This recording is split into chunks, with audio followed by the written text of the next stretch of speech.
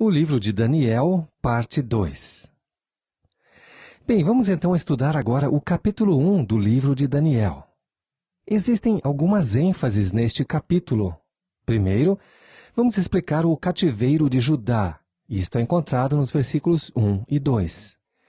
Depois veremos a causa da queda de Judá. Depois disso, as ordens ou exigências de Nabucodonosor, nos versículos 3 a 5. Depois, como Nabucodonosor mudou os nomes de Daniel e de seus amigos. E, finalmente, vamos ver o comportamento de Daniel diante do rei Nabucodonosor. Abra sua Bíblia, se puder, em Daniel, capítulo 1, versículo 1 e 2. O livro começa com uma declaração que é simultaneamente um registro histórico exato, bem como o cumprimento de uma profecia divina. Lembre-se que o reino original de Israel foi dividido em duas monarquias sob Roboão, filho de Salomão. Isso está escrito em 1 Reis, capítulo 12. 10 das 12 tribos originais escolheram Samaria como sua capital e formaram o Reino do Norte de Israel. As tribos restantes, Judá e Benjamim, permaneceram leais a Roboão, escolhendo Jerusalém como sua capital. Essa divisão foi seguida por um declínio gradual à apostasia, ao pecado e à idolatria.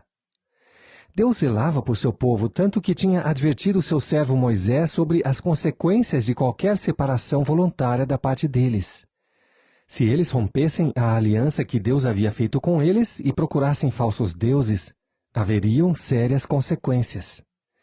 Deus disse em Deuteronômio 31:17, Assim se acenderá a minha ira naquele dia contra ele, e desampará-lo-ei, e esconderei o meu rosto dele para que seja devorado. E tantos males e angústias o alcançarão, que dirá naquele dia, Não me alcançaram estes males, porque o meu Deus não está no meio de mim? Vemos que os servos de Deus, os profetas, repetiram essa advertência várias vezes. Mas, apesar da frequência com que eles o fizeram, o povo se rebelou repetidamente. Como resultado do seu afastamento da lei de Deus, houve muitos desastres nacionais. No plano de Deus, Israel estava destinado a se tornar uma nação poderosa, através da qual o mundo inteiro iria receber bênçãos. Se os líderes e o povo tivessem permanecido fiéis às leis e aos princípios que o Senhor havia dado, o juízo sobre eles não teria sido necessário. Mas o seu afastamento de Deus provocou a sua ira e a inevitável punição. O cativeiro babilônico foi previsto detalhadamente por Isaías e Jeremias. É preciso ler cuidadosamente Isaías 39, versículos 5 a 7, Jeremias 12 e Jeremias 25, verso 8, até capítulo 29, verso 10. Estes versículos dão alguns detalhes do cativeiro, incluindo o que o causou. Vemos que pelo fato de o povo de Deus se recusar a ouvir seus profetas e de voltar-se para a idolatria em suas várias formas, o povo deveria esperar a intervenção divina.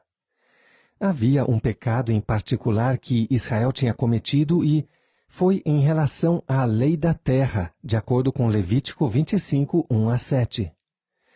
Deus tinha dito ao seu povo que eles deveriam trabalhar a terra por 6 anos e no 7º ano a terra deveria descansar. Mas o povo não quis obedecer. Eles disseram que continuariam a trabalhar a terra, tirando dela tudo o que fosse possível. E em vez de manter a lei do descanso da terra, eles plantaram e colheram ininterruptamente. Os líderes da nação deveriam saber o que se esperava deles em relação a esta lei. Mas ao invés de obedecê-la, eles colocaram a lei do Senhor de lado e continuaram com o seu próprio programa de agricultura, ignorando totalmente o que Deus havia dito. Talvez tenham pensado que Deus não se importaria, ou que não era exatamente isso que ele quis dizer.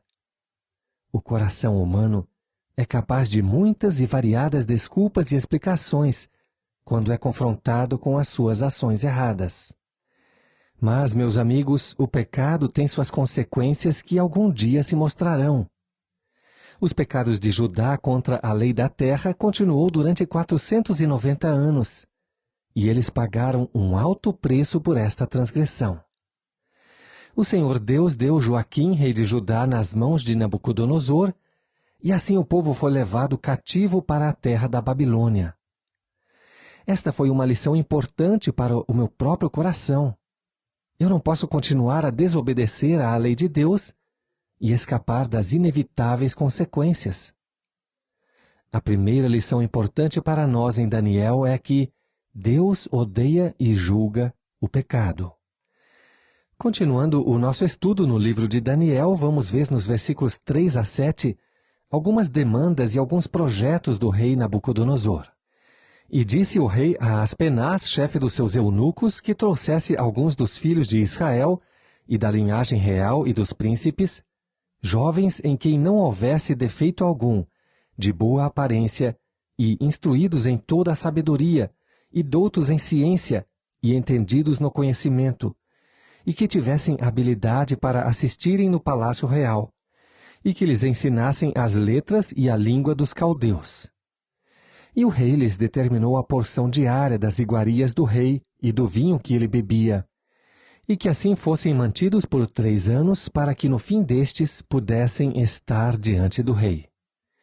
E entre eles se achavam, dos filhos de Judá, Daniel, Ananias, Misael e Azarias. E o chefe dos eunucos lhes pôs outros nomes, a saber, a Daniel pôs o de Beltesazar, e a Ananias o de Sadraque, e a Misael o de Mesaque, e a Azarias o de Abednego. Nesta passagem fica claro que Nabucodonosor tinha um plano que os cativos mais promissores lhe servissem. Ele mandou examinar cuidadosamente todos os jovens de Judá e em seguida selecionar aqueles que tinham linhagem real, que eram intelectualmente e fisicamente aptos, e assim começar um programa de treinamento para eles na escola dos caldeus. É claro que o rei da Babilônia queria os melhores jovens para o serviço em seu governo e na corte real. Com isso, podemos concluir que Daniel e seus amigos tinham amplo conhecimento, tinham boa aparência e eram da linhagem real. Esses homens eram provavelmente descendentes do bom rei Ezequias. Neste ponto do nosso estudo, veremos uma profecia de Isaías para que possamos entender com que precisão as Sagradas Escrituras se cumpriram. Isaías 39, 5 a 7 diz: Então disse Isaías a Ezequias: Ouve a palavra do Senhor dos Exércitos. Eis que virão dias em que tudo quanto houver em tua casa e o que entesouraram os teus pais até o dia de hoje será levado para a Babilônia. Não ficará coisa alguma, disse o Senhor. E até de teus filhos que procederem de ti, e tu gerares, tomarão, para que sejam eunucos no palácio do rei de Babilônia. Que cumprimento exato das profecias de Deus, não é mesmo? Dificilmente se pode imaginar tal exatidão à parte da inspiração divina. A profecia foi cumprida e vemos Daniel e seus amigos sendo separados pelo rei Nabucodonosor para sua corte real.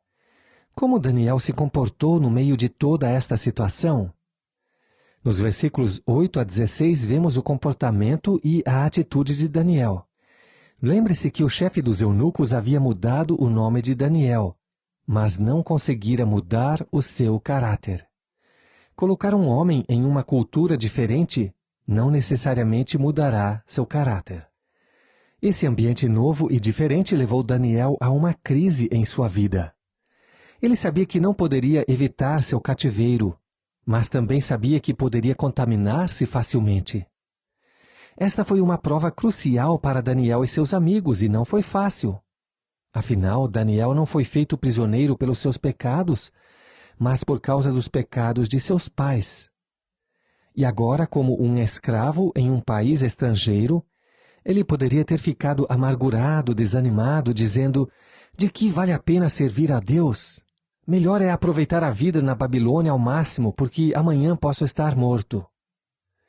Ou ele poderia ter seguido um pensamento fútil, como por exemplo: quando você está na Babilônia, faça o que os babilônios fazem. Mas não, esse adolescente, longe de casa e dos seus entes queridos, firmemente resolveu em seu coração que não se contaminaria com as iguarias do rei. Havia coisas de caráter marcadamente pagão que exerceriam grande influência sobre Daniel, sobre as quais Daniel e seus companheiros tiveram que decidir, todos os dias em que eles estiveram na Babilônia. Eles estariam debaixo do ensino pagão, receberiam nomes pagãos e deveriam comer comida pagã. Apesar de aprenderem a sabedoria das ciências pagãs, eles não precisavam aceitar como verdade tudo o que lhes era ensinado. Mas em relação aos alimentos, isto envolvia algo mais sério, pois a porção de carne da mesa do rei era dedicada como sacrifício a um deus pagão. Portanto, fazer parte de uma festa assim significaria compartilhar e honrar o Deus em cujo nome o animal foi sacrificado. E por essa razão, Daniel recusou a contaminar-se. Sua grande decisão foi moral e espiritual e marcou-o como um jovem de propósito e de altos princípios. Esta foi a sua primeira grande decisão. Ele não estava isento de tentação, mas ele se recusou a ceder à tentação. Nenhum homem será útil se não for um homem de propósitos elevados quando enfrenta a tentação. Quando Barnabé chegou em Antioquia, ele exortou a todos a que permanecessem no Senhor com propósito de coração. Atos 11, 23. Precisamos de jovens que, como Daniel e seus amigos, demonstrem uma firme devoção a princípios elevados e nobres. A fonte da vitória de Daniel e o segredo da bênção que desfrutou depois pode ser resumida nesta simples frase: Daniel propôs no seu coração não se contaminar.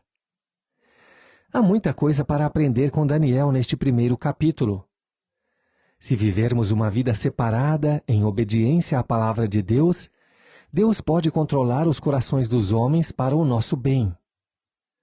Certamente Deus estava dirigindo o coração do chefe eunuco. Seja um Daniel e tome o propósito de ser fiel ao seu Senhor, não importando o custo ou as consequências, e Deus estará ao seu lado. Não brinque com a consequência. Permaneça fiel ao princípio de separação que Deus ordenou. E não tenha medo de ser chamado quadrado ou fanático. Provérbios 16, 7 diz: Sendo os caminhos do homem agradáveis ao Senhor, até a seus inimigos faz com que tenham paz com ele. A decisão tomada por Daniel e seus amigos trouxe ricos dividendos. A pessoa responsável por eles aceitou seus pedidos. Capítulo 1, versículo 14 diz: E ele consentiu isto, e os experimentou 10 dias. Daniel pediu ao despenseiro que os permitisse comer e beber o que eles quisessem por 10 dias. E se depois o seu estado físico e mental não estivesse em forma, então eles se submeteriam à dieta do rei. Os jovens foram testados durante 10 dias, e o resultado foi exatamente o que eles esperavam. Eles estavam mais saudáveis fisicamente e mais ágeis intelectualmente do que aqueles que tinham comido da comida real. No capítulo 1, versículo 15, lemos: E ao fim dos 10 dias apareceram os seus semblantes melhores, e eles estavam mais gordos de carne do que todos os jovens que comiam das iguarias do rei.